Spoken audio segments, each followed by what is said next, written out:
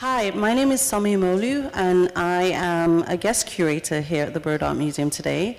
But I was actually previously assistant curator here up until a couple of months ago. And when I left the museum, I was working on the show that we're kind of opening this weekend, Material Effects.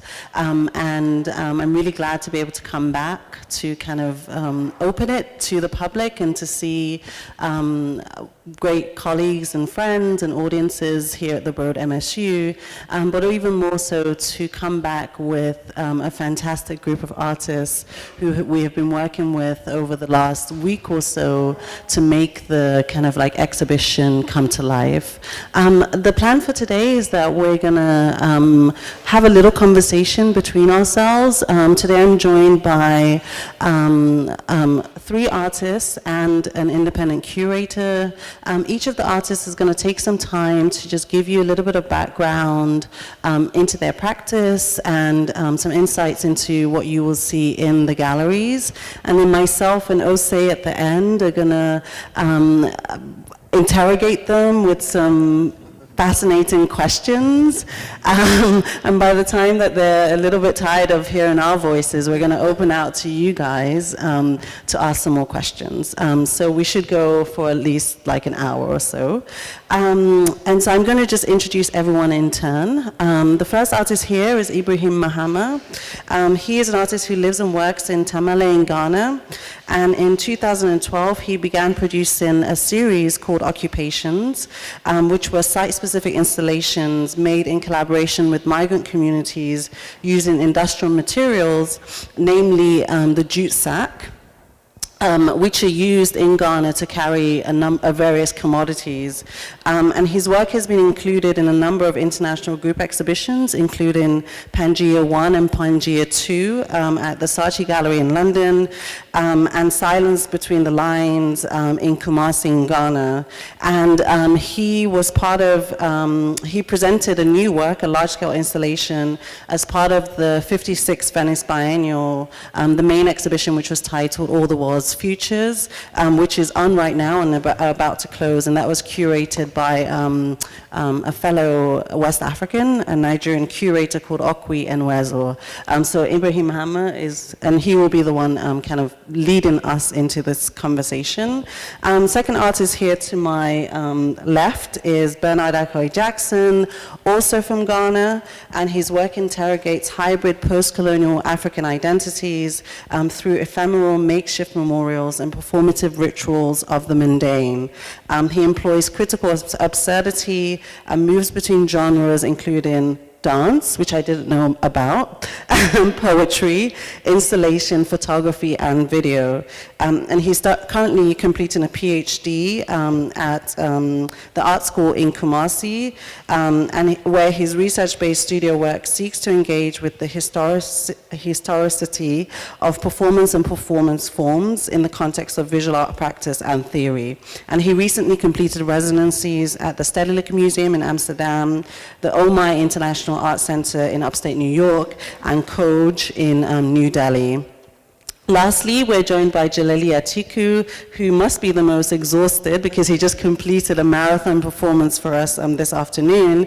And he is a Nigerian artist who locates his practice deeply within kind of human rights and social justice through drawing, installation, sculpture, photography, video, and performance. He strives to help viewers understand the world so that they can activate and renew their lives and their environments. And in recent times, he has been focusing on enacting social intervention and politically motivated live art performances where self-invented costumes, spaces, and audiences are all integrated.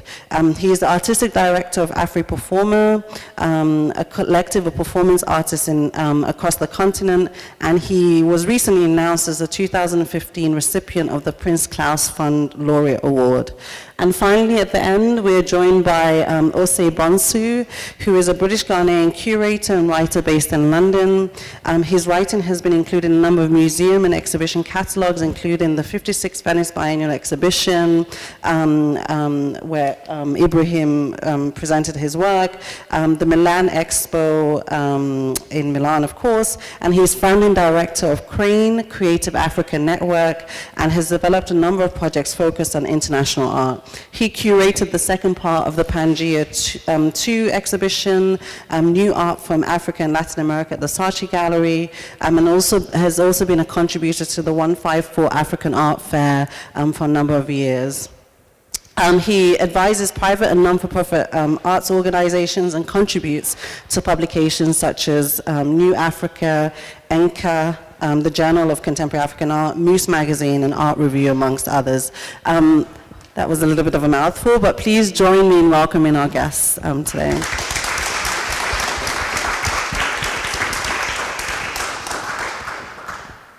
Ibrahim, go ahead. Okay.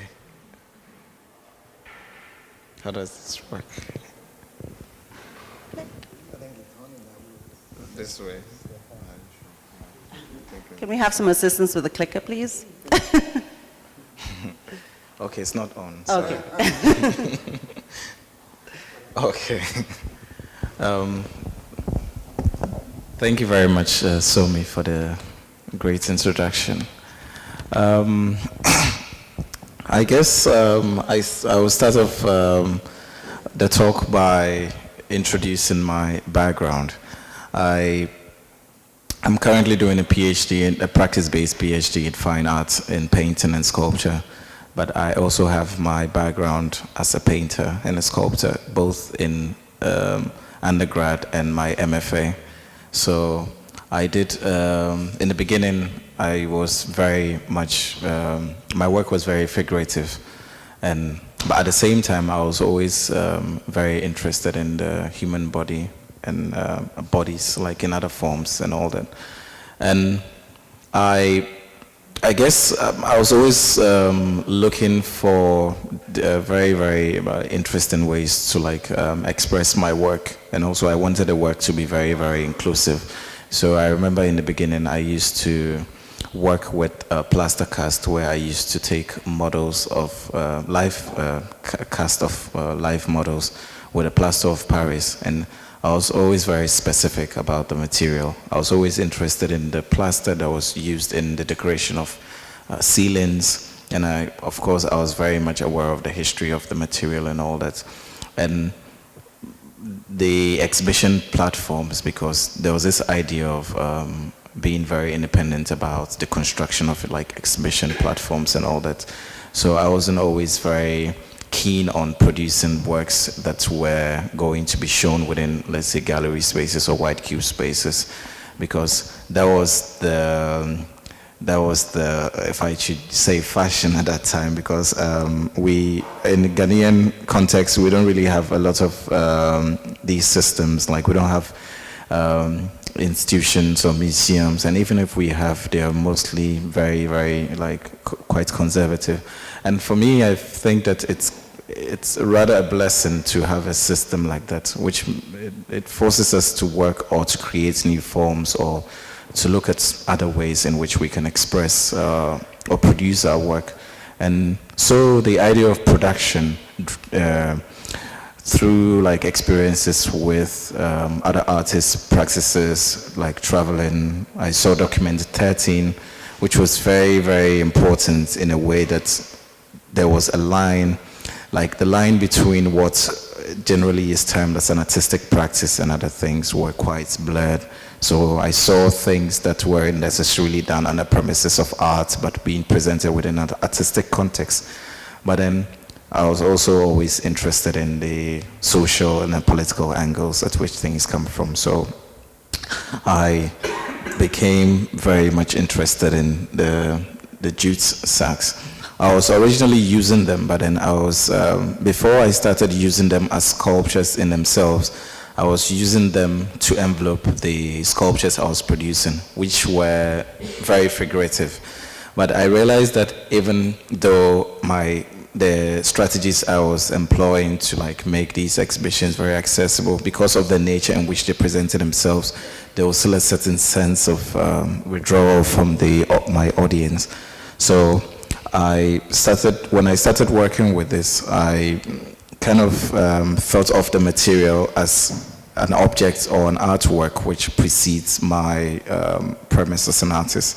So I started working with local migrant communities, specifically this group of young women and men who travel from other parts of Ghana and then also outside of Ghana to work within the capital.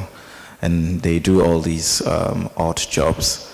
And I was very much interested in how the conditions of their labor also affect the general constructs of things.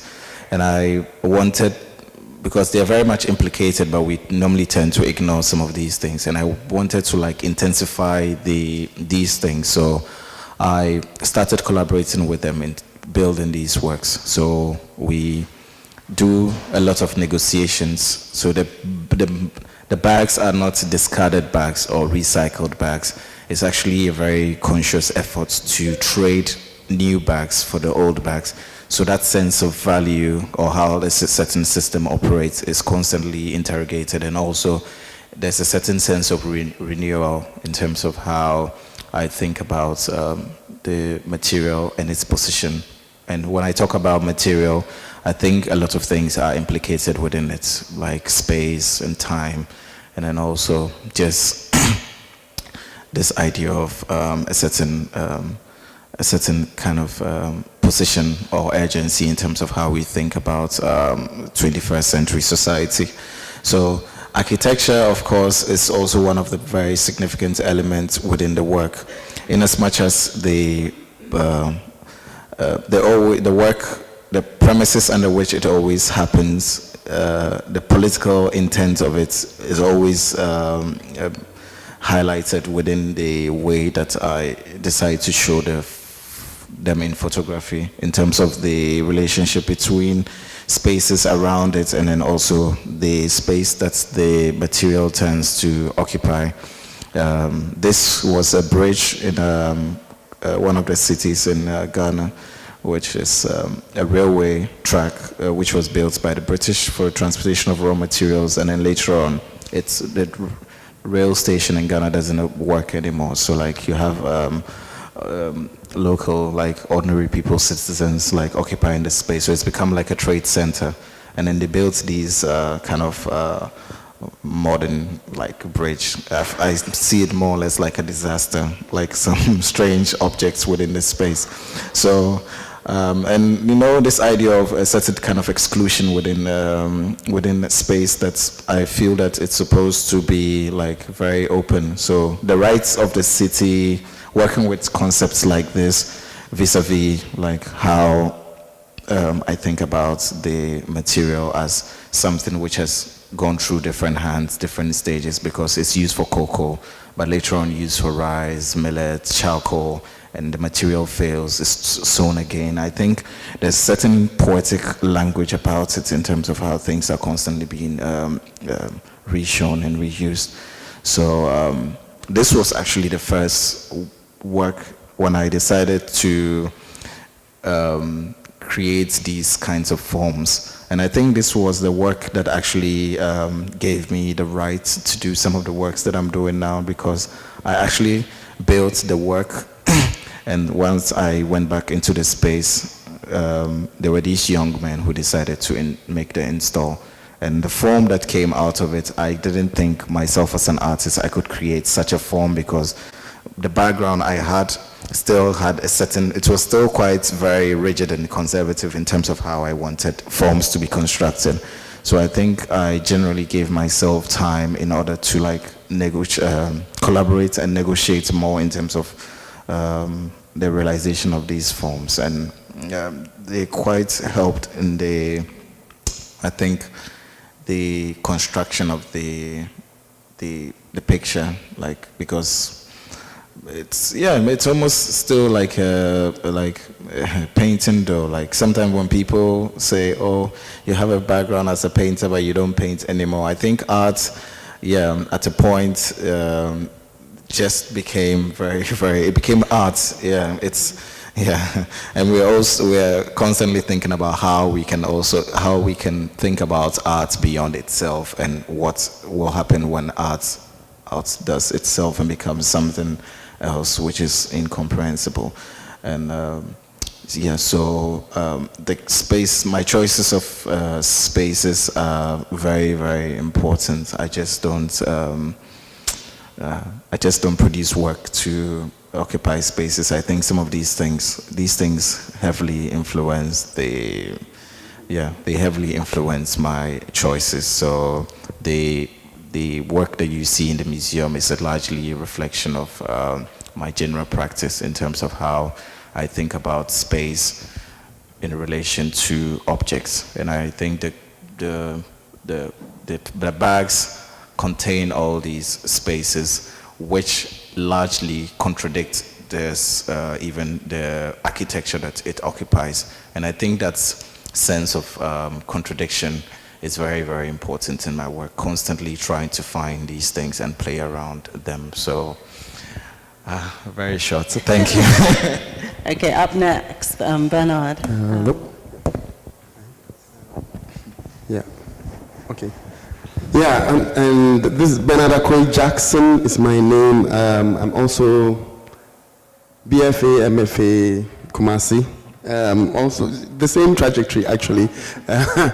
Painting originally and then painting sculpture, and now I'm doing a PhD in studio art practice. And my PhD is about me. So quite obviously. No, but it's really not about me, but about me as an object, or as an object, as a material in space, in spaces. As Ibrahim mentioned, I'm also from painting, but my work largely exists outside gallery spaces. Because it's largely public performances. And, but from 2014, my work, I just suddenly found my practice entering spaces, like enclosed spaces. So in 2014, I was invited to Cape Town, so it was Jelili, and my performance was done in the context of a theater. And so it's had an interesting engagement with the publics or the audiences that came. But always, my work had always involved people, and participation of the audience or of publics is very important in my work. And that explains, or that references what is available in this museum for you to see. So it's not only to be seen, it's also supposed to be lived. And I tend to reference a lot the mineral resources of Ghana, but not only Ghana, but mineral resources of the world. And these are definitely influenced in or referenced in things like gold dust that I used to cover myself, and paints. So when I use colors, they are not arbitrary. They have certain art historical references, which maybe I'll not talk about now. But just to give a sense of the way my installations or performances, as by default, like implicate the audiences, it's not only to be looked at, but to be lived through and to be engaged. And I imagine my work living beyond itself, as Ibrahim talked about art, when art goes beyond itself, to the extent that even in the absence of the work, people continue talking about it because of the way they've been affected by the work. And those who attended the performance yesterday would realize that the effect of the work, or the effect of the work, is not only to the body, but also sort of enters the body. So people had to eat chocolate and drink water handed over to them by myself. And my work tends to be very multidimensional, multi-referential, multi-material. Like it can't be placed, really. So and that's where I come to the idea of hybridity. That it's so hybrid, it's so layered that just one look at it is not enough, and that you have to keep coming back to it. So, I mean, the image you are seeing now is a performative installation with video and objects and even bread that you can eat. And the video is also a commentary on dough, like the slang dough, but literally bringing dough into the space and being cut with a saw. And then the work is actually called dough mastication, like dough mastication, the eating of dough, which references politicians always interested in eating up the country's dough. So, I mean, even though a lot of my work deals with humor, the humor is only a decoy in reaching the deeper critiques that I'm driving at. So my performances tend to present this odd or strange being in spaces. Transformed, almost looks like an ascended god or deity. And because I like to create these disturbances in space, that will cause people to start thinking about their own presence and their awareness of themselves in the space. This is a performance I did in Amsterdam during my 1-year residency with the Stedelijk Museum. And I had to, just conceptually, I wanted to link the Stedelijk to the Rijksmuseum because they are in close proximity. So to get there, I had to walk through the public pool or the fountain. And usually this pool also changes with seasons. And in the time I was there, it was spring, so they had actually installed tulips in the water. So I sort of waded the water, quite literally. And the responses that come to it is very interesting. One child exclaimed, "Oh, look, Buddha is walking down the water." And then another person thought I was Jesus, also walking on water. So these varied readings of the work sort of come and collide within the space. Now, so this happened just a few months ago. This is in the Lilith Performance Studio in Malmö, Sweden, where a work that I had developed in 2007, Red Tape on Bottlenecks, which is actually present in this installation here, that references or deals with bureaucracy, was expanded. So I created it first as one table, and then it took on the space of 8 tables. And it's pristine, it looks beautiful, but as I said, the beauty is only, or the humor is only an attempt to get at the deeper issues. So surrounding the installation are 16 flags from the Berlin Conference. And the Berlin Conference is very important to Africa, but not only Africa, the whole world. It was at the Berlin Conference that the continent of Africa was chopped up, even though Africa has always been a large continent with various nations. It was chopped up into very interesting spaces that became nation states. Ghana being the first state south of Sahara to gain independence in 1957. And so, like, everything is implied in this space that even though we are all engaged in this bureaucratic system, there's also a system that is sort of running our lives. And that's what comes into this space here, that nothing is ever as it seems, that we are always implicated somehow. Now, this is just to give a sense of how the work, even though I create objects and create installations and performances, some of the objects are not just objects on their own. The object must be performed to come into their own. So what you see here is a cloth or a fabric piece that I created with fabrics that I had used to make performances. And then I stitched them together, and with the help of safety jackets, people can actually now perform the fabric. So they walk in procession in the fabric, but one person cannot do it alone. It must be in a team. So in effect, sort of dealing with team spirit and seeing how we are all involved. Yeah, this, I started also, so my work sort of starts at one point and then keeps growing and growing and growing. So there are also references from here to what is out in the gallery right now, where I started in 2010 to create this piece called Seeing Red, quite like this in the Red series. And so you just respond to a question that I pose to you by writing an answer or drawing it, and then thumbprinting it. And then I've been collecting these pieces since 2010, and I'm going to collect the ones I have here also. And this is one showing of them, so in the Stedelijk Museum. This was 495 pieces. I had intended to show 500, but I got only 495 up on the wall. So, but this is how the work sort of accumulates and then creates other works. Yeah, so that's basically my work. It's always mutating, transforming, and hybridizing. Thank you.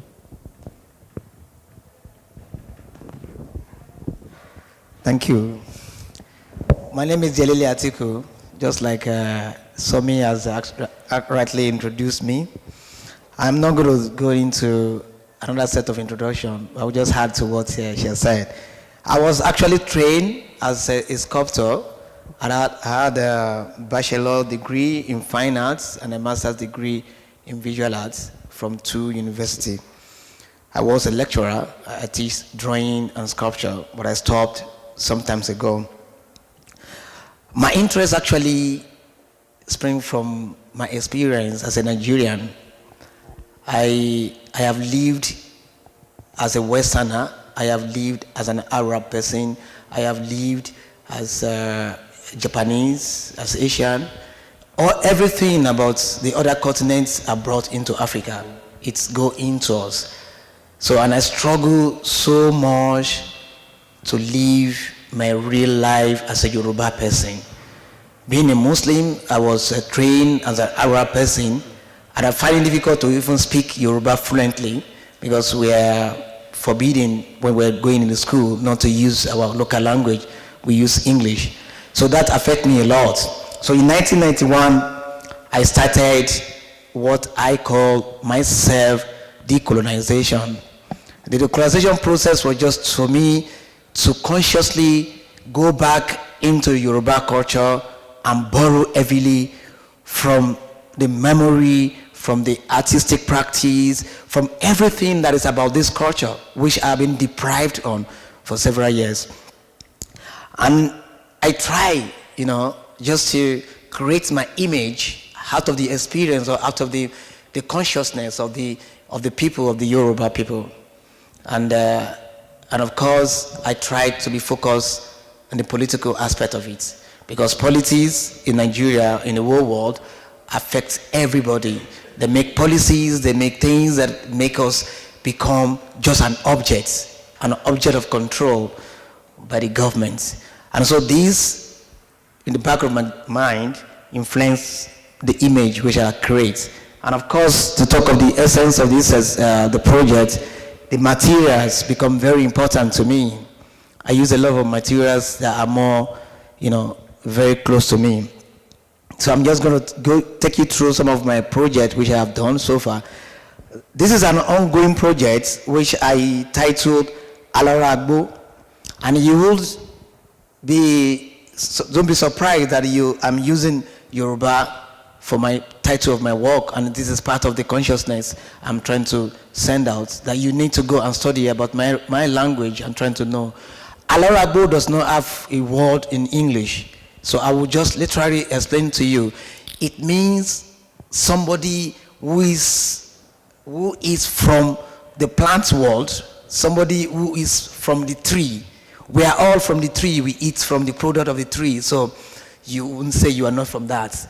I don't know everybody we have not eaten anything from the tree. And so Alara Agbo is, you are saying I'm from the tree, I'm from the plant world. And so this project was also from there. I did this performance in Chicago 3 months ago, which I titled I am water, health, and tree. And it is just to bring out because the Yoruba believe there is a spirit that walks in the tree, and the tree has its own life. He has its own spirit, he has its own soul. And so I'm trying to bring out the soul in some of these tree, and this is one of the image that I try to create from there. And this is also from the same performance. And yeah, like I said, I try to consciously use forms, ideas from my Yoruba culture. This was done in Austin University of Texas, at Houston. And the idea was to do the second burial of Mandela. The Yoruba believe that somebody who is a leader, who has been an image of a good leadership, when he dies, he raised to the level of Orisha, to the deity. And so when he become a deity, you don't have just a common burial for such personality. So I just came to Houston to have the second burial of Mandela, and I work with 11 students to do this performance. Yeah, this talking about material, where it was kind of a collaboration between myself and a Cameroonian artist, and the performance was done in Cameroon. That was a kind of a struggle between Nigeria and Cameroon on a land matter, and artists were invited to make a dialogue on this issue. And when I got there, I was like, what are we going to talk? We were not legislators. We don't make policy.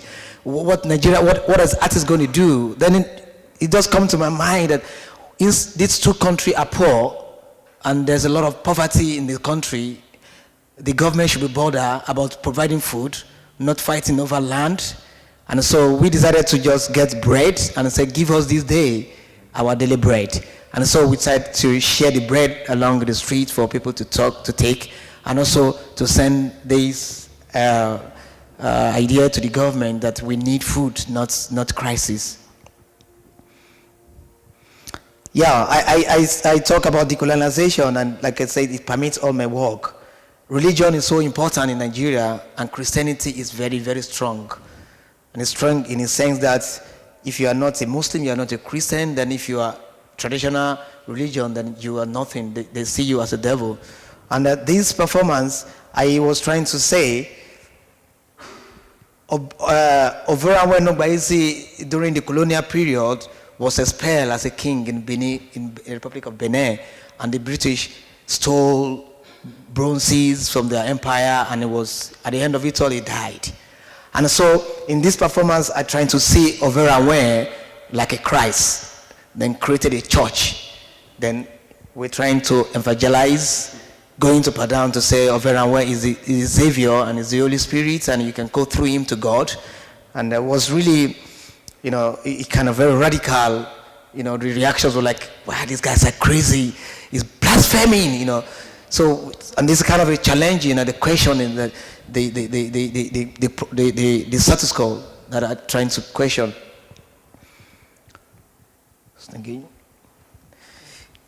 Yeah, there is a lot of, you must have read about Boko Haram in Nigeria, and which have killed a lot of people. And then this performance are trying to ask people to send call, and they send letters. So I went around trying to look for, asking people to show me Boko Haram. So I was going in the streets, asking for, if you know Boko Haram, can you give me the address and the names? And it was really an interesting. Yeah, this was also during the protests in Nigeria on the fuel crisis, when the government decided to hike the price of fuel. And for a week, the country was grounded. The people, for the first time after several years, decided to show their power and trying to tell the government that the power is with us. And they forced the government to reverse the price. But I did this performance after everybody have finished their own protest. Then I decided to go on my own solo protest, and I have this, I titled this Nigerian Fetish. Yeah, just like I said, I'm really interested in politics, and this was talking about the nuclear power, which America is also part of. And I try to use the flag of 5 countries as more nuclear power in the disposition. They're trying to feed the skeleton with milk. You know, it's kind of a culture of what the American does sometimes. I'm sorry, I'm your country, but the Americans make this, you know, pretense that they save the world. But meanwhile, they have most of the dangerous weapon in the world. And if the American decided to end the world today, they will end it with the kind of a weapon they have. And they often go to give hate to some countries. Then so questioning that, what is the hate for? When you are destroying the humanity, you also want to say, yeah, I help you. So it's like you're feeding skeleton. Nothing there. It doesn't mean, it's meaningless. Thank you.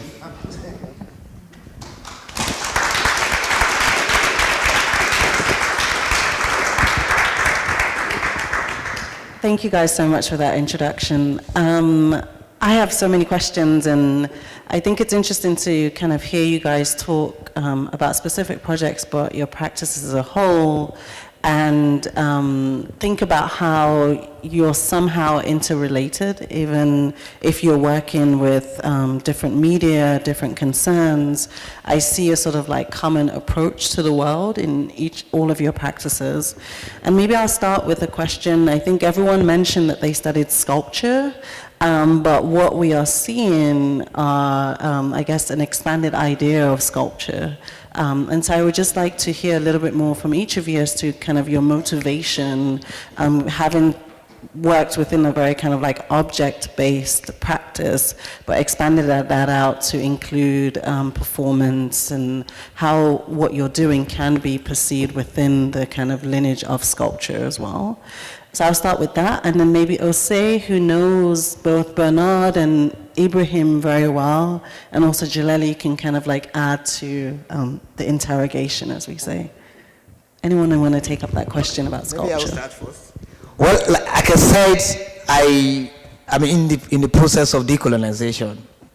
In the Yoruba, for example, we just don't create sculpture for creating sake. Sculptures were created as an object of performance. And that's why you see most of the masks you see in the museum were created for performance purpose. We're not just creating sculpture because they want it to be somewhere. They create the sculpture maybe for shrine or for stuff like that. And so, but it has a lot of element of performance into that. And so that's exactly what make me go into performance. Because like I said, I am doing my practice that is being done in the ancient Yoruba culture. Simple. I will also come at that as that, but I mean, ancient Yoruba culture, for example, will not remain ancient. It also comes to meet new centuries, and maybe that's where I step in. That I create fake rituals and fake like religious experiences. It's also to make people know that culture is not necessarily static and that it's dynamic. And it's in making, for example, activating sculpture that you can invite in performance. Like when the artist then moves out of the comfortability of the object and becomes an object in motion, then, I mean, that's where I see myself. But there's always a sense for myself, there's always the sense of the painterly, or there's a sense of the sculptural, even in the installation as it is seen. That is when you only come to it. But the idea also is to activate it, tip things over. For example, in yesterday's performance, the collection of bottles were kicked down twice or thrice. I mean, these are failures that are not expected but are welcome in a way that it reminds me of Iwewe's structure at Documenta 12 when it had the wind knocked it down, and he was asked by a journalist, so what do you think about the work now? And he says, now the work has been made.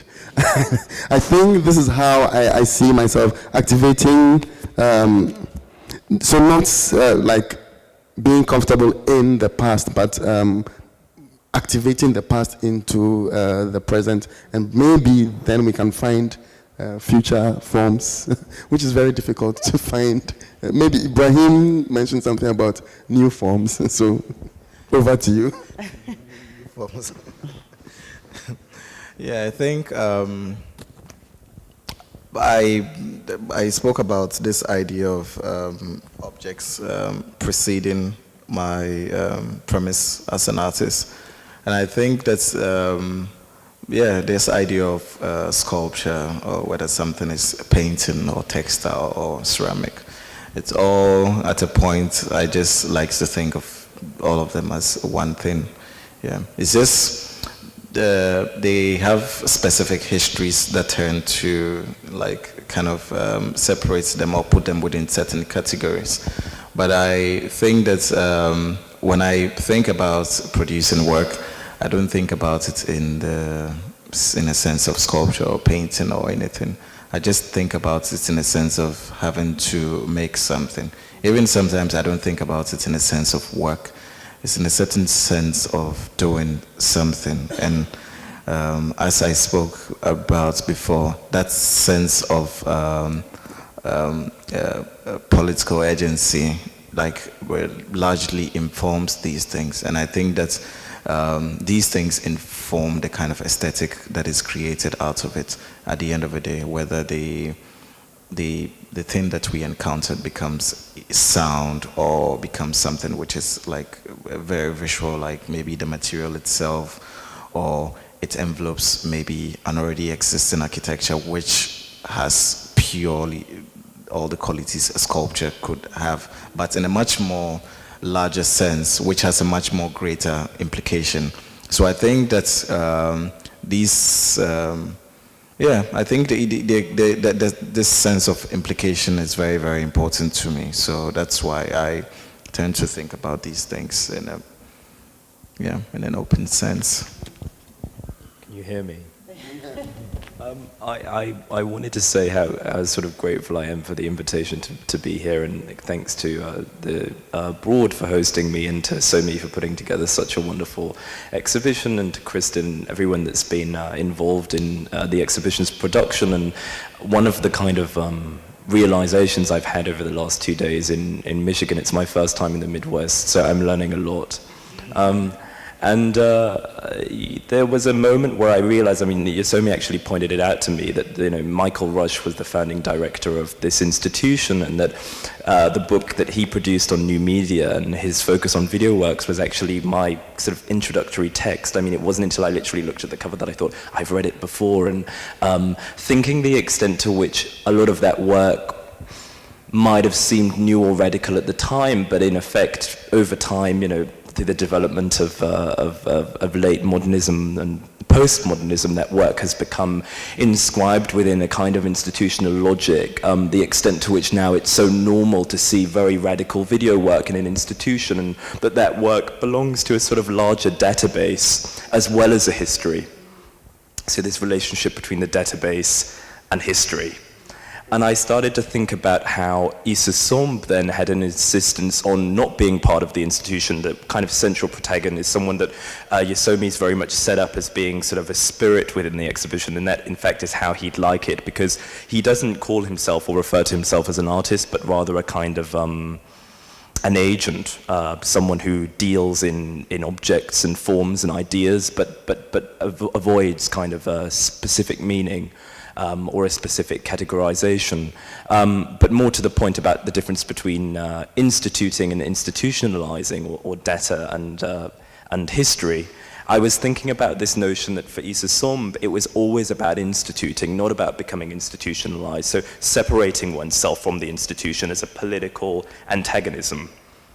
And that what you have with these artists is artists who have found themselves, doing extremely politically motivated, very antagonistic work that throughout, over a certain trajectory has become, part of an institution, or is considered to be part of an institution. People might refer to Jelili as sort of a founding, sort of actor within the performance art of Nigeria, or to Bernard in the same vein, or to Ibrahim as a kind of in a certain vein. So I was thinking about that, but sort of more to the point, was this idea of the difference between instituting and becoming institutionalized. So my question to the artist, and you can pick it up or put it down, but it was the sort of idea of how you feel connected to the institution, and to what extent have you actually made it a point in your own careers or your own trajectories to be part of an institution, or have you tried to avoid the institution? I'm just curious to know your thoughts on the institution. And when you, just to clarify, I assume that when you mean institution, you mean it in multiple terms. Well, I didn't want to talk about religion yet, but we could, I mean, an institution like the one we're sitting in, a museum. Okay, a museum institution, yeah, okay. Yeah, I think it's a very important question. Yeah, for me, it's something that I'm constantly trying to negotiate my way with, because in thinking about my practice largely, as this week, Somi kept asking me, why do you keep on saying when I'm working on my independence project? I tend to say that a lot, because for me it tends to be very, very important in terms of how I see myself as an operator outside of the institution, first of all, and then how my role, or how I negotiate my role with the institution, and being aware of the kind of work that I produce and all the things that comes along with it, because it comes along with sometimes its own kind of history. So I think for me, the institution is very, very important. But then an artist kind of should see him or herself as a character negotiating his way between the politics of the institution in terms of what it represents now, what it will represent, or what it's represented before. And of course I'm talking about history, and I'm also talking about just practice in the literal sense, in terms of how the institution goes about its things and how it presents artists and all that.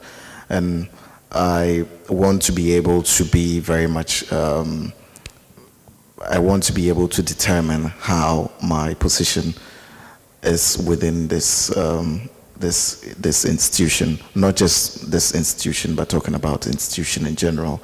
So I think it becomes a bit disturbing for me when artists only think of themselves as having to feed into an institution, because when the practice becomes very, very innocent in such a way that it could almost not to do any harm to what an institution represents, I think it becomes quite problematic to me. So I think the artist's vision of the institution, whether being it's antagonistic or not, I think is very important. So I think all these things when I'm relating. I'm just going to share an experience that happened today, and I think it's Somi. She's the one. I'm sorry. Yeah, of course. I am the voice of the institution. Yeah, because I just want to use that to illustrate what the institution is all about. You know, when I was doing the performance, Somi came and said, that is a dead hand. You know, that means that you cannot go further than days. But of course, prior to the performance, I have walked through, when I was there alone, nobody tell me whether it is a dead end or not. And I find it difficult, I find it very easy that I would walk through it.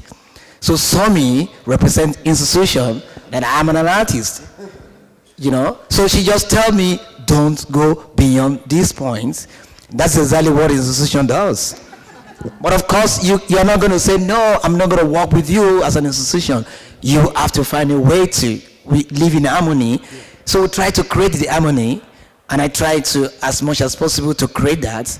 And that is why most of the time, if I'm invited to participate in a gallery space, I let it know that my performance will start from both inside, then I come inside, I use the traces of the performance, I install it as part of the exhibition. So if you agree, good, but if you don't agree, then I go. I don't participate in that. So there has to be that, because I am living as a human being, and the institution is also living as an entity, and so we are going to be in dialogue. And so when somebody said, don't go beyond, I just have to look at it, wow, I won't go beyond, I won't revolt this time. Yeah. So I agree. So institution is there because we're all living human beings, and everything in life is an existence, and it's all there for us to grow, to move forward. So, but when the institution become a kind of a dictatorship and become a problematic, you know, so you have to consider that when you are bringing a performance, it's just my view, when you're bringing performance into an institution, you have to know that there are some performances that are radical. For example, I felt touched when Bernard wanted to use alcoholic and the institution said, no alcoholic. You know, so that is just it. We are going to coexist together. But it's very hard. That's good to know. Maybe I could turn the question of the institution a little bit, thinking more about the context in which you guys work, which is primarily in Lagos, Accra, and other cities throughout those countries, and a sort of general sense of a form of institutionalization of former institutions, which might be in the form of like bureaucracy that exist, but they are contain abundance of failures, and they're kind of hard to kind of like keep up. So I wondered if you could just talk about the idea of institution within your own context, right? And how you're working with or against these entities. And I would say that maybe in relation to the academy, in relation to, as you say, kind of like the government and their kind of capacities or incapacities. And maybe you could just talk in and around that, I think would be really interesting. Yeah. Okay, so maybe I'll get to that. Yeah. Institutions, I mean, for example, I think Ibrahim made mention about the seeming lack of institutions in Ghana, in the context of Ghana, for which reason it allows a lot of artists to then engage in a lot of independent work. And then that tends to spoil people like us, like me, where I actually take everything for granted and expect that my work is so free of institutional control. And so when it then comes in like various spaces I've been to, there's been one or other form of, not censorship, but institutional permission or not, so that you wonder if really this is art, because I think most artists would be naive and think that, everything is free and the road is open, so conquer it. But the lack of standardized institutions in my context allow me actually to be very free. So when I'm then engaged in a space that is seemingly free, but then I have to make a lot of compromises in the sense of, I mean, in the compromise also you have to develop, like, you have to devise a compromise that is not detrimental to the essence of the work, I guess. And so these, for example, in the context of the board, then is the type of compromise that I have tended to make, such that there's still a seam of alcohol, for example. That was, I mean, knowing that the institution here is educational, and so some of these things are leading to that. But in Ghana, for example, even in the educational space, you could, there'll be other forms of bureaucracy that you would have to go through. For example, Ibrahim is planning an independent project, and the paperwork, and even a matter of particular days within the month he's trying to work in December, and 24th and 25th is not allowed, but some people could allow earlier dates. But his intention is to have everything happen in one day. So yeah, this institutional juggling is necessary, but it also helps the artist to develop maybe strategies of negotiation. And so yeah, you become a talker, you have to write letters, really to engage the bureaucratic system in a way that is not detrimental to your art. I think this is how I get by these strategies. Jelili, can you talk about that within the Nigerian context? And I think that, I mean, some of the things that you already said about religion as an institution, I think, and the sort of the colonial kind of heritage as an institution in itself that you have to work against. And this idea of instituting, you have to, it's almost reinstitute the Yoruba tradition in some ways and make it present. I just wondered if you could talk a little bit about that. Yeah, let me quickly correct a notion. I wasn't reinstitute Yoruba culture. I was just borrowing from that. What institution in Lagos is quite means, you know. It's not like in America. Like I would talk the academy. The academy is conventional, completely conventional. You don't teach performance. I opt out of lecturer. I stopped being a lecturer because of this conventionalism. There has to be sculpture. You have to be sculpture. You cannot go out of the curriculum, and you have to be this. You have to be, you know, just like that. So, and to me, I felt it's too like controlled. Like even if I'm teaching sculpture, I should have a little bit of freedom to fashion it out the way I feel that my student can get it. So it's also there. But when you talk about the society itself, the government itself, like if I do a performance, I don't need any permission to go into any public space. You don't. The thing I do is, if you can negotiate with the people around, we will not think you are doing film. We want to collect money from you. But if you're trying to avoid that, then you can go into space without any paper approval and stuff like that. But it is just in the means, But the institution that is big is the religion. That is the biggest institution. And in the religion, in the sense that if you are doing a work of art, they're trying to look at it from that perspective that you are being devilish. And that make most of the artists withdraw, but not doing a work that they feel they can do. So, but, you know, my protest starts from what I call about decolonization. I don't give a damn about what you feel. I don't give a damn about what you do. The first thing I did was to renounce my Islamic background, and I said, no, I'm not going to be a Muslim. I'm not a Muslim. Then I can take that up, confront, you know, that's dogmatism and all of that come out of that. So institution is there, of course. Sometimes it's work, but sometimes it's just being silent, that which you can just find your way. And because I understand the city, Lagos, I grew up there, I lived there, so I know how to negotiate my way. For example, police cannot stop me anyhow because I have become, in my community, I am like a police community, I am the secretary, and so I know every police, and there's no way I know their logic, I know everything they can do, and so when I'm doing my performance, I know how to do it so that you don't arrest me. So perhaps I can send my letter first, then go and do the underground work and get out of that. But sometimes the public may not, you know, so I know how to negotiate my way and find myself, you know, out of it. Any further thoughts? I thought you could maybe, I mean, one of the reasons Osei is here is that he's doing a lot of work supporting contemporary artists from the continent, working with kind of emerging voices to kind of help create networks, not create networks, but more to solidify networks, I think, and to help promote practices and support them.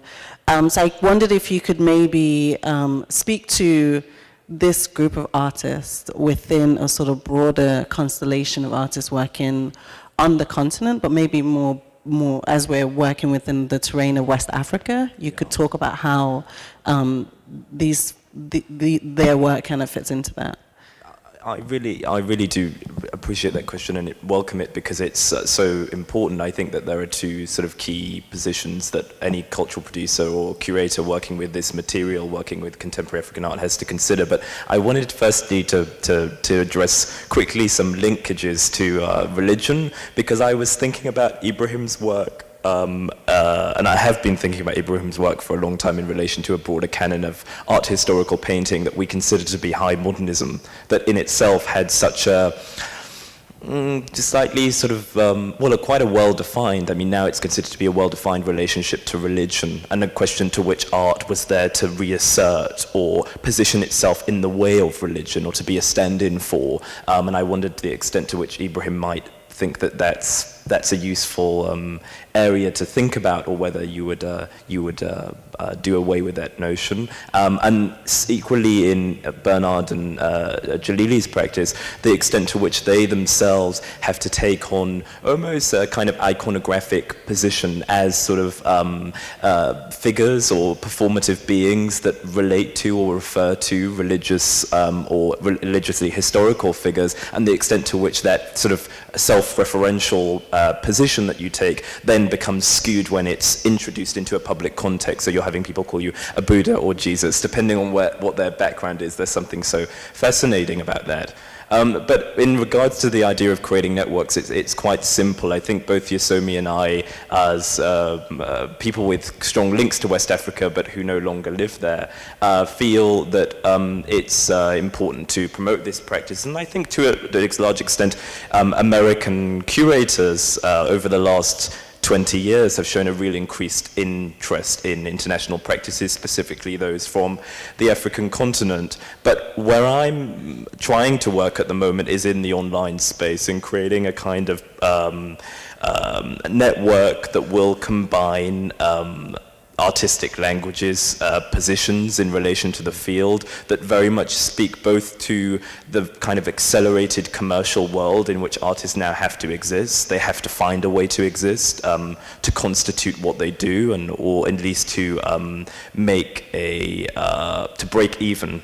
Because for all of this intellectual production, it can be incredibly difficult to sustain. As we know, a lot of the greatest contemporary African and modern African artists are quite literally unknown to what we call the canon of art history, I think for economical reasons as well as reasons of a lack of awareness or perhaps ignorance. But I was interested in doing that for young and emerging artists, and really to kind of think about a sort of agency for agency, a sort of network that could stimulate connections. But it's been an interesting 6 months working on Crane, and it being a relatively new project where always bringing in new artists. But one of the things I was going to say that's quite interesting, hopefully in relation to looking at it, is that I would question anyone here who maybe studied at an art academy, or I know many of you yourselves are academics or people who are in the academy, to imagine what it might be to rethink how your institution or your academy might engage with this wider world, and the extent to which it doesn't have to be about, and this is what I keep having to remind my colleagues in London, about very kind of bureaucratic relationships that can be founded on funding or schemes that are about a kind of intercultural translation. It's not about translation or exchange. It's merely about accepting the other, embracing the other, and realizing that there's something you can learn through the other. And I hope that here you have some of the most interesting and dynamic artists on the continent speaking to you about what they do. And I don't think they're asking for much more than your attention. So my feeling is always that it's about paying attention. I'm just going to ask one last question before I open it up, and I think it's that question of agency. And I know that kind of beyond your kind of individual practices, each of you is doing great work to kind of support practices around you, whether it is through Set It Up Afri-Performer, or Ibrahim, who's quite engaged in working within his art school and trying to think of ways to support younger artists to kind of make their work.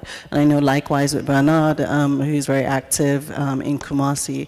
I just wanted to talk about how so often we think of artists as being kind of selfish beings who kind of have a practice and they go hide in the studio, they make stuff, they come out, and hopefully it's well received and they become very successful. And very rarely do we think of an artist as being somebody who thinks very much about the people around them and the community that kind of sustains their own practice, but there's a community that they hope will kind of learn from what they do and further their work and challenge it, you know? And I think that in some ways all you guys are doing that within the work that you do. And if you could talk about why that's kind of an essential aspect of your work as an artist. Well, myself and Bernard, we are a member of AfriPerformer. Bernard's supposed to be the country representative of AfriPerformer in Ghana. So I am the artistic director, so we work together. But there is this fact that when you read the history of performance, it's stated that it started in America and in 90 blah blah, you know, stuff like that. And Africa is completely removed from that, you know. But of course, everybody is writing its own history. So nobody is coming to Africa to tell you, come, let's write your history for you. So, and we have to start writing things ourselves. We have to destroy this stereotype that people don't care what come out from there. Because we are not writing about it. We are not saying anything about it. So for some of us who are into performance, we think the best for us is to come together, create our own thing, invite people from other continents to come to the continent and perform, and so that people can have confidence in what they do. You know, we are not more than 10 that do performance in Africa, in the entire continent, you know, and it means that the colonialism influence is still there. When the colonial masters came, they said, what you are doing is not, you know, it's rubbish, they are devilish. And so that put a stop to that. And because it put a stop to that, and it is what they are doing in rituals, they are all performance. So if assuming they have been growing and it is still continue doing, it could have, for example, when they were doing in America, the artists who are growing in that continent will have borrowed from there. So it is from that consciousness that we think that, wow, we are being removed from the contemporary performance and said the history, we don't have performance in the continent. So we thought we have to come together and create this network of performance artists for us to constantly dialogue and to create the opportunity for ourselves, because the opportunities are not there. So we created a biennale, and we know there is no institution that do funding in Africa. It's so painful. In Nigeria, nobody's going to give you fund to organize biennale, and so it's always very, very painful to do. You know, the first biennale we did in Zimbabwe was for 0 budgets. You know, but it was done. So we think we need to come together most of the time, dialogue about our practice, then move around, invite people from the continent.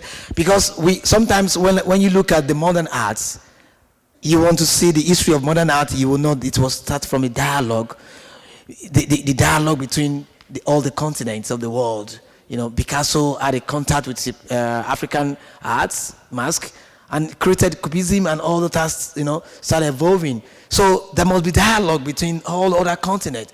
We cannot be in Africa and just remain in Africa and think we're working. So we need to move, and we need to, you know, that dialogue between all the continents can make us to have what Bernard said, the future form, you know. So the dialogue has to continue, and the agency we're trying to create for ourselves is just to open up the dialogue. And with me, yeah, I think it's been implicated so many times, or implied many times in the agency. I mean, it's so much that you just have to work, you know. And so by work, it's not only the art form, but even in doing the art form, I mean, largely contemporary practice is so collaborative that there's hardly any artist who will hide in his studio and create magic. You really need the hands of a carpenter, you need the hands of a sprayer, you need the hands of, for example, with Ibrahim, migrants who are, I mean, in collaborating with this work, their presence is felt, even if they are not physically there.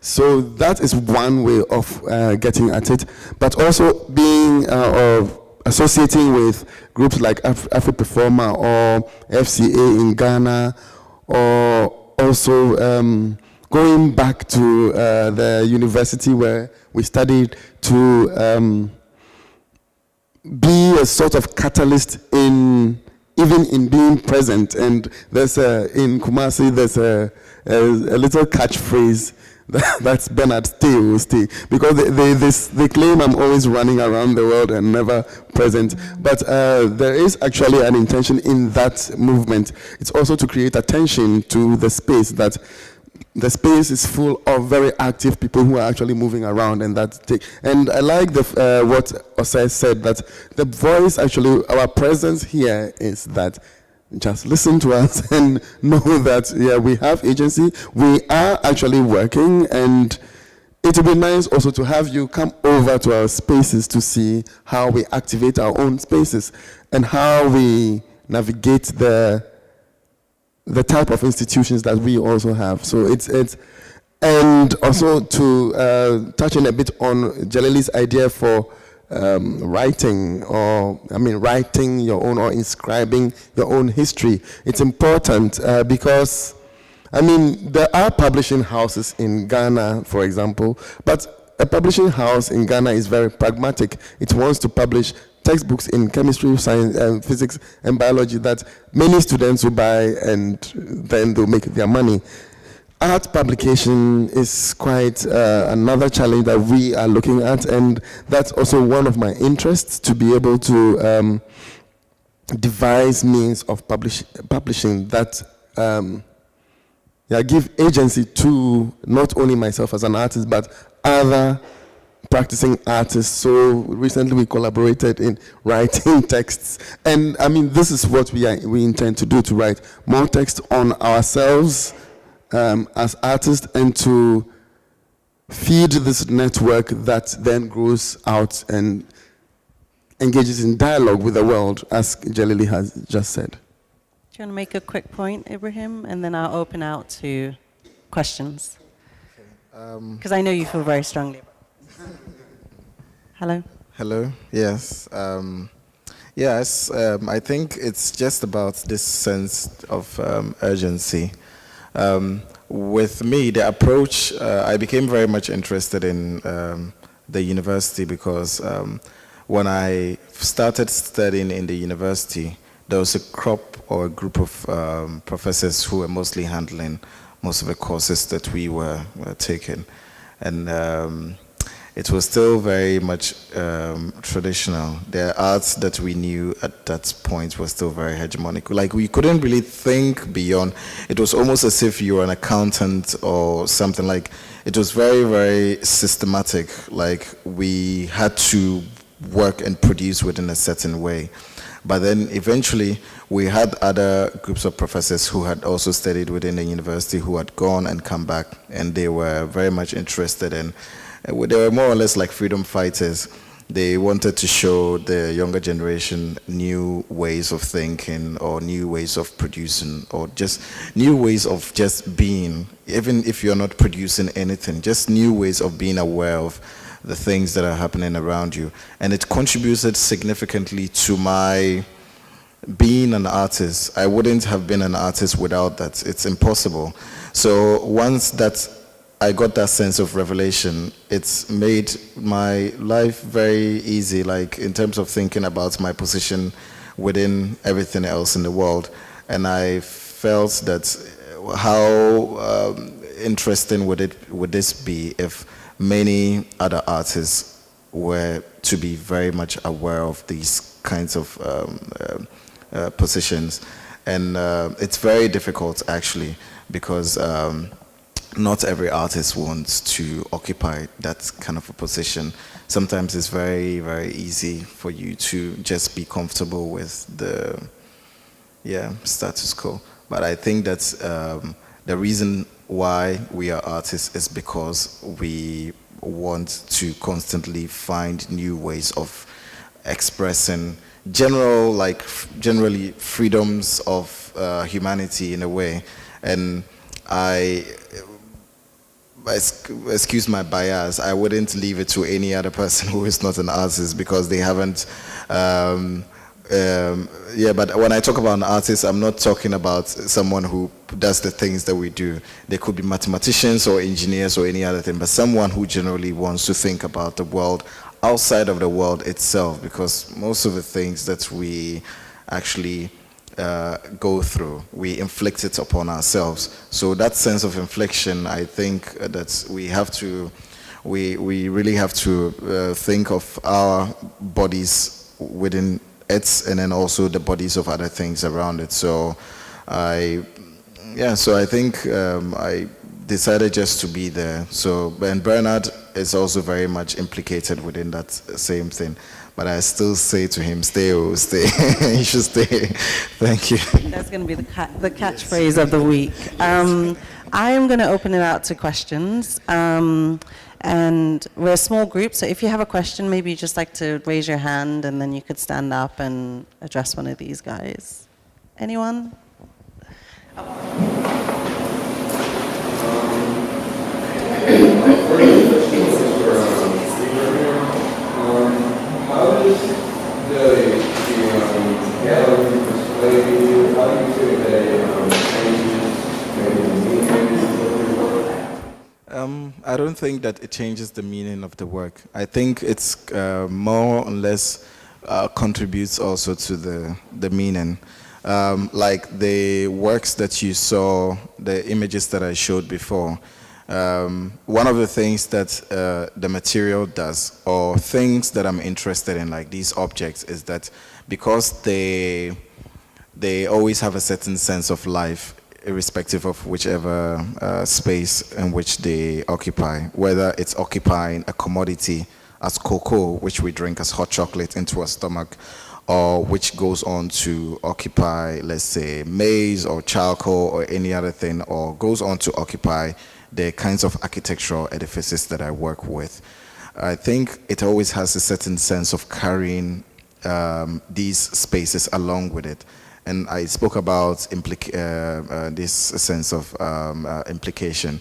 I think a lot of these things are implicated within the forms, generally even by looking at the character of the material, even looking at it visually. So I think by introducing it into this space, I spoke about this element of contradiction. I think that it does a lot more to it. In terms of after this show, if I'm thinking about my work, I was making a joke this week about the architect, Zaha Hadid, and then I was saying that I'm going to find her email and write her a very nice email, because it was very difficult mounting the work. And they had to rent this crane that could, like, it was like the monsters from War of the Worlds. They had many legs and they could go into the ceiling. And it was almost as if the guy who invented it, he saw Zaha Hadid putting up this building, and he said one day an artist is going to be in trouble, so he invented it. So I think, it contributes. Of course, I don't know the architects, and in Ghana we don't have these kinds of structures. We have traditional buildings which are very right angles.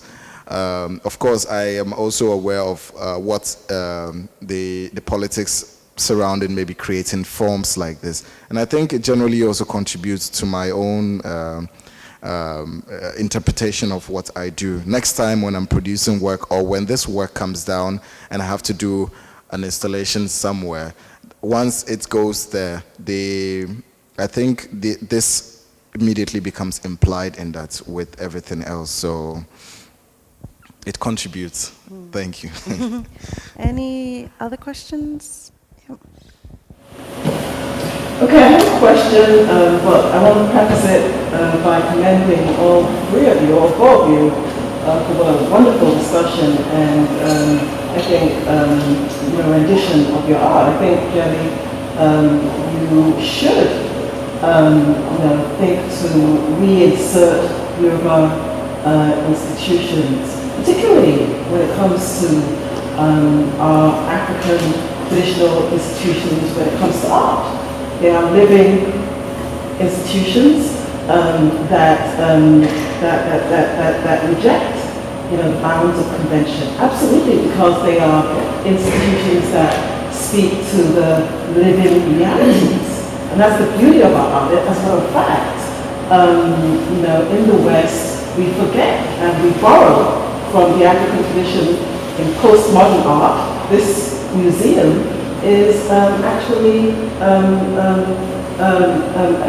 anti-convention artist institution in that it produces living art, right? Art that is created on the go, immediately, as you are doing right now, and it displays it and has these dialogues. That is our art in Africa, and so it was great, really wonderful to hear all of you, talk about, this art. But I have one, I think it's going to be a cheeky question for you, coming from the same region that all three of you are from, West Africa, Ghana, Nigeria. Why do you think, or would you agree with me that sculpture and fine art in West Africa, Africa generally, is still a male-dominated industry, as reflective of the panel today? And if it is and if not, please let me know. But perhaps could you speak to perhaps some of the gender disruptions that you may project in your own work as well? Before they answer, with my institution hat, just to say that the panel here does not, is not made up of this group of gendered individuals on purpose. It's as a result of scheduling conflicts and other details. There are two female artists that are strongly represented in the show. And so just so you know that's the reason why we ended up with this constellation of people, because the other guys actually had other stuff to do. Yeah. Yeah. Yeah, the women who are part of the show are actually much busier than us. So they're having other shows. They are. Yeah, no, but that's quite, it's not only a joke, it's actually very true. And currently Zora is showing in Lagos Photo Festival, and Otobong is in Korea and all over the place. So it's really that they are well represented. But yeah, sculpture as a male-dominated field, myself, I'm actually not from sculpture, I'm from painting and sculpture, which I wonder what that is in that sense. But, the Department of Painting and Sculpture in Kumasi has a sculpture, a woman sculpture lecturer. One of the first PhDs in studio art. So, and then also that space actually has made a lot of women sculptors in Ghana. And then also, there's a name like Shokari Douglas Camp, who is of Nigerian background and is a woman sculptor. So I don't think the space is necessary, especially contemporary art is not, it's not dominated by only men sculptors. But for example, Zora also, she's from fashion, but her work is very sculptural. Deals with so much with space, and she's even done feats like filling billboards with t-shirts and stuff. So it's really just, we all work in this field where the roles are interchangeable. Myself, in my performances, in the last but two performances in Ghana, in Ebri, where I appeared like an ascended spiritual master, I was literally quoting Confranoche of the Asante Kingdom. And there was an argument that ensued between people who run the Ebri Gardens. And so I'll just sort of pick the quarrel, replay the quarrel. So does that woman have permission to be working here?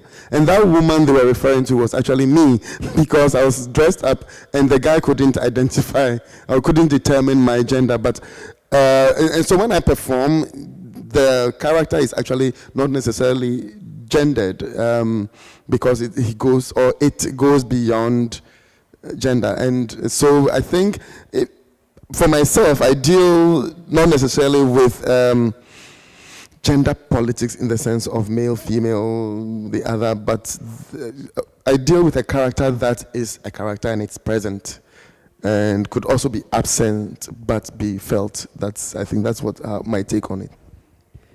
I am the only sculptor in the house. Yeah, trained sculptor. Yeah, in the house.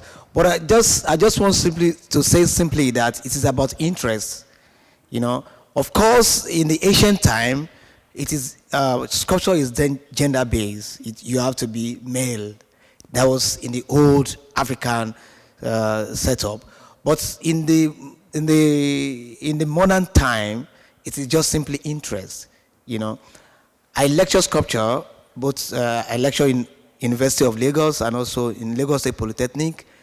And in my class, I have a lot of ladies. But at the end of it all, you see that most of them prefer to go for painting, you know, because they believe sculpture has a lot of physical, you know, you use a lot of energy, you carry a lot of things, and so they believe they cannot go through it. It's just simply about interest. But push that aside.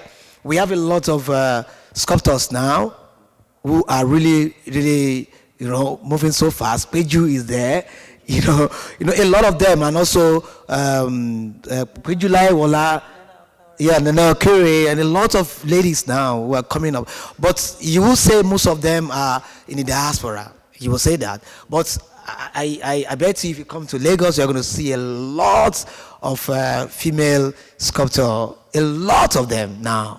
You know, but it's just about the interest, you know.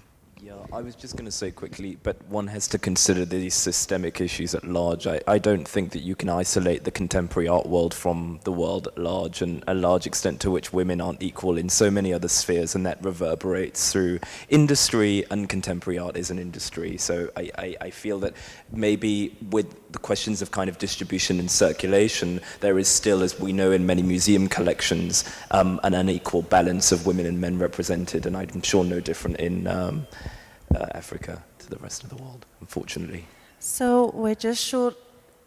We've just come up to our time, unfortunately. But thank you guys so much for coming and joining us for this. And thank you to Bernard, Jelili, Ibrahim, and Osei for joining me today. Thank you. Thank you. Thank you.